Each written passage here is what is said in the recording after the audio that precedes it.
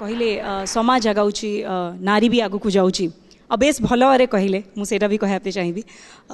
हेले तेबे प्रतिबंधक कौटी रो से प्रतिबंधक को हटाई केमिति हबो जेते क्षिप्र गति रे ये अर्ध शताब्दी रो कम समय मध्य नारी जो क्षिप्र बेगरे जो तीव्र गति रे आगे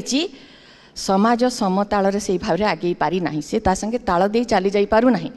तार मानसिकता से अनुसार ताकू अनुधावन करि पारु नाही आपण पुरुष कहतु बा समाज कहतु से विश्व निकट में निजक आधुनिक सांप्रतिक देखा प्राणपणे चेष्टा करुच्ची